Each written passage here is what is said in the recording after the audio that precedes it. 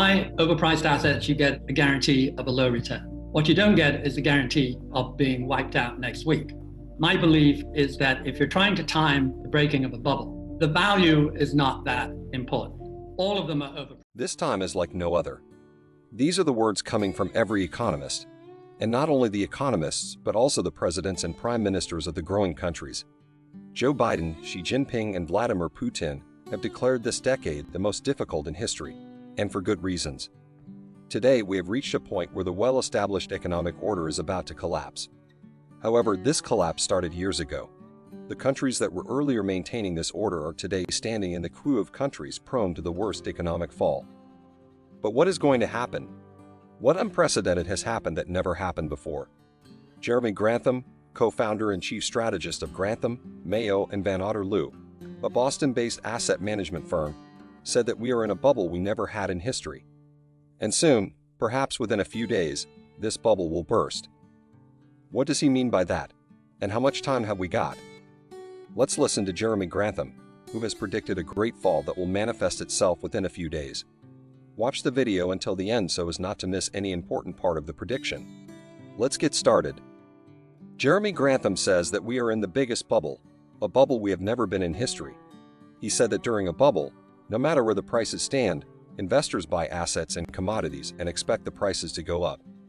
Interestingly, Grantham explains the psychology of every investor, which you can relate to very easily. He says that if you invest in an asset or stock at a higher price but still in the future, you get a higher return. Your trust in the market increases. Now, what you actually do is see how great the market is, no matter how elevated the prices are, and you invest in the assets again.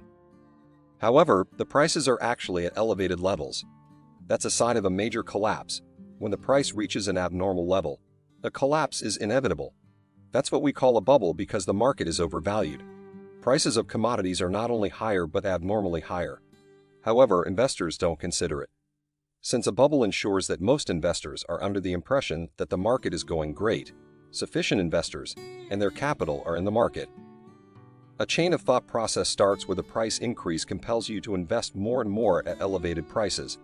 Now imagine that the price of a stock is continuously going up. No matter how exceptional the company stock is, there is a limit beyond which the price per share should not exceed. However, during a bubble, no one sees the prices.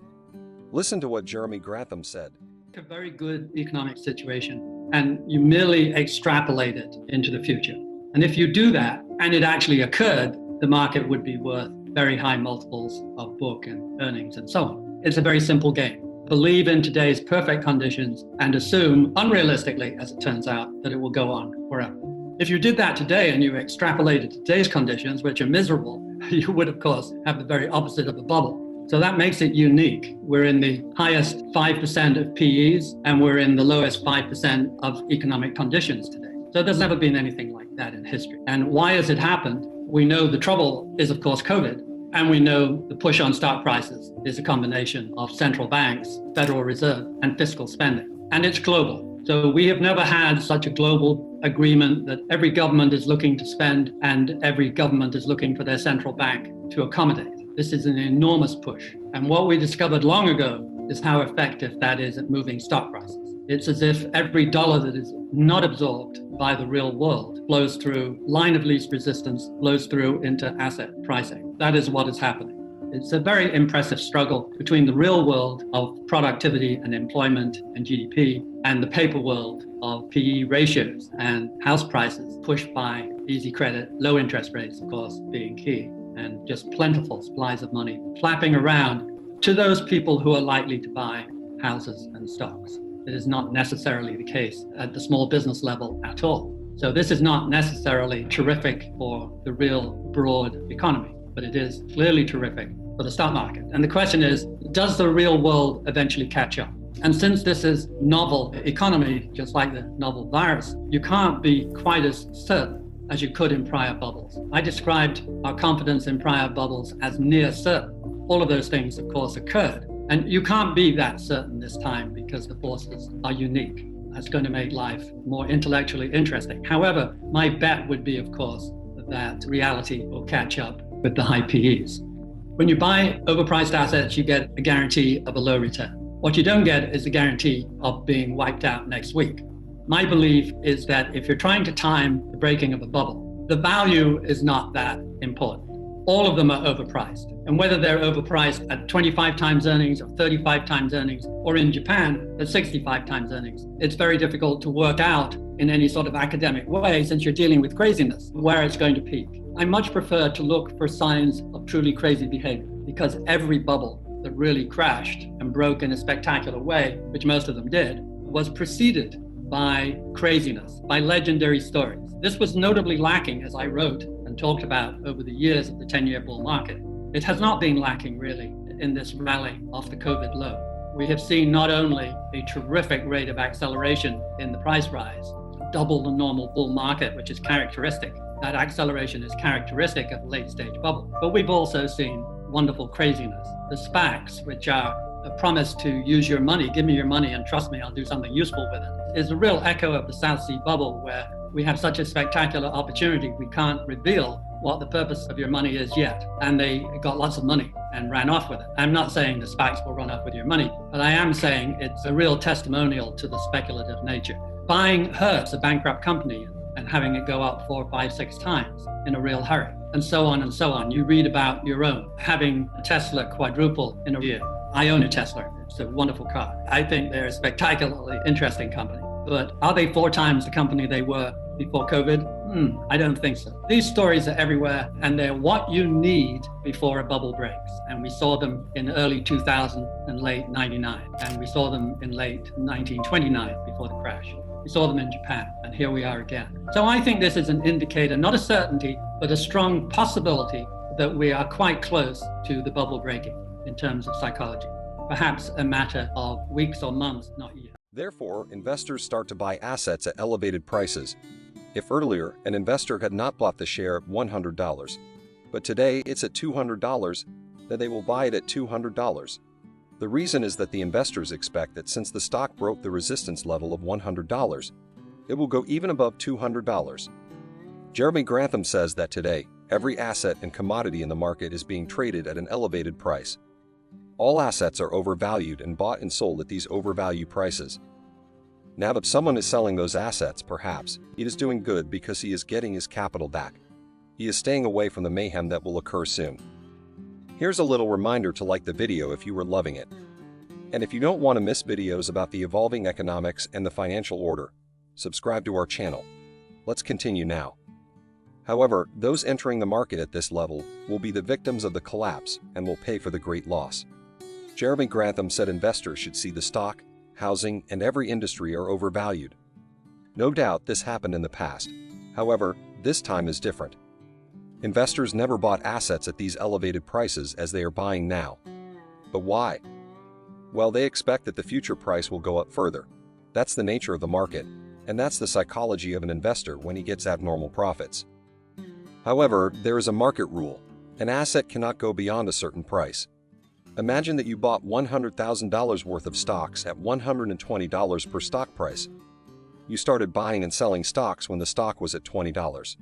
The stock has already increased its price by 600% or 6 times. However, if you still decide to buy the stocks so the price can go to $150 the next time, you are becoming part of the mayhem. And that's the story of only investors. Governments, authorities, and whole countries are feeling the pain due to the economic declines, and everyone is seeing the results. Prices of energy have increased dramatically while inflation is breaking records. This further makes the bubble more prone to burst within a few days instead of months and years. And this has been a part of history. When you keep the market deciding its own road, it ends up going toward the high prices that result in market collapse. Prices cannot stay longer at heights, and thus the bubble bursts. This moment is so important because industries are being overvalued not only in the US but in the entire world. If any country's market collapses, every other country which is directly or indirectly attached will also see the effects. It will be like the domino effect, where the country's economies will fall like dominoes. That's why this time is so important. And as Jeremy Grantham said, perhaps we're just a few days away from this mayhem. Listen to what Grantham said. Now the prices of assets are 25 times higher than the earnings, or even 35 times higher than the earnings. Even some are 65 times higher than their earnings, which shows how unprecedented the market is today. But why are we scared about what's coming? Well, since a gigantic bubble is its creation, it means that at any time, the prices of the assets can start to decline. Not only will they decline, but they will collapse because the bubble will burst suddenly. The overvalued assets would have their prices go to the lowest possible levels, and the investors would be in pain. The Fed or no other central bank takes care of this because they aren't the ones who caused the bubble. The market itself reached a point where the collapse was the only solution. And this has been a part of history. When you keep the market deciding its own road, it ends up going toward the high prices that result in market collapse. Prices cannot stay longer at heights, and thus the bubble bursts. This moment is so important because industries are being overvalued not only in the US but in the entire world. If any country's market collapses, every other country which is directly or indirectly attached will also see the effects. It will be like the domino effect, where the country's economies will fall like dominoes. That's why this time is so important. And as Jeremy Grantham said, perhaps we're just a few days away from this mayhem. Listen to what Grantham said. The Fed wins many more rounds than we have, but in the end, we've had a knockout. In the end, the Fed has not been able to keep the tech bubble going indefinitely.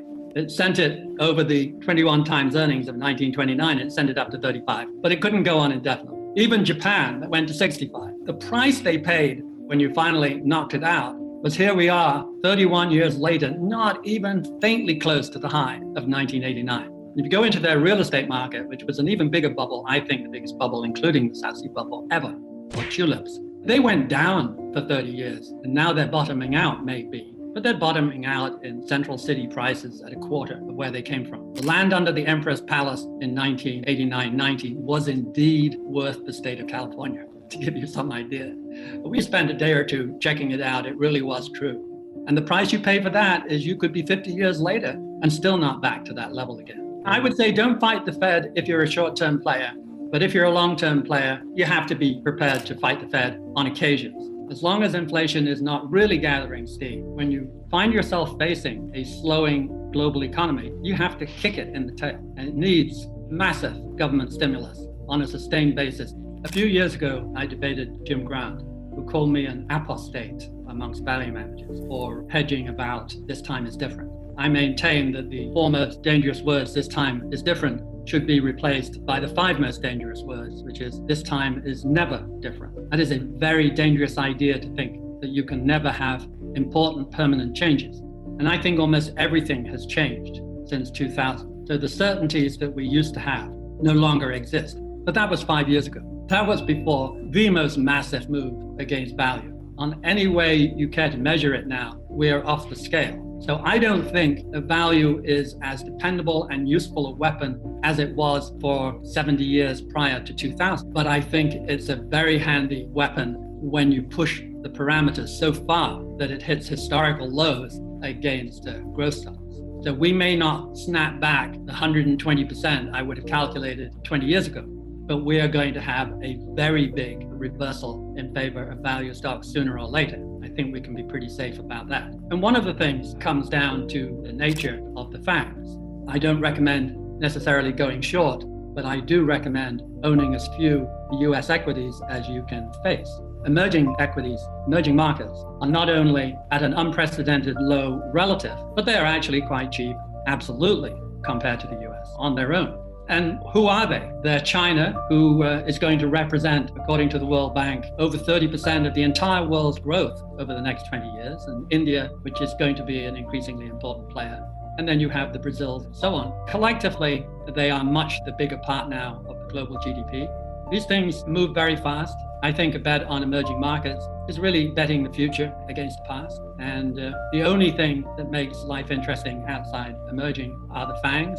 Intellectually interesting, but when they've gone up 10 times in a hurry, you have to say it's intellectually more interesting than it is financially interesting. And the reason I recommend not going short, shorting is a desperately difficult game. You can never be certain that they don't, that the FANGs and the growth stocks put in one last push that will shake you loose. You simply will not be able to take the pain as a short seller. Government spending done correctly, very good for the economy, very good for workers, which in the US have not had a real increase per hour worked since the mid-1970s, can you believe, where even dopey Europe has more than doubled and China and Vietnam has more than 10-tupled and so on. It is a bit of a pickle. My advice, really quite simple. You emphasize emerging markets, you de-emphasize the US. If you have to own the US, you go for deep value. I did not say that 3 years ago, 5 years ago. But if I had to choose between doing that and avoiding the US entirely, I would do the latter. You only need one big asset class, by the way, to get rich. Emerging markets, as I said, is way over half of the global GDP. It is growing far faster. And because of the size of China, it's guaranteed to do that. It's going to have a much better growth rate this year under stress, much better than the GDP growth of the developed world. And it's got 26 countries in it. Covers every industry you would want. Why would you be moaning and groaning when you have such... What do you think? Can we see mayhem within 21 days?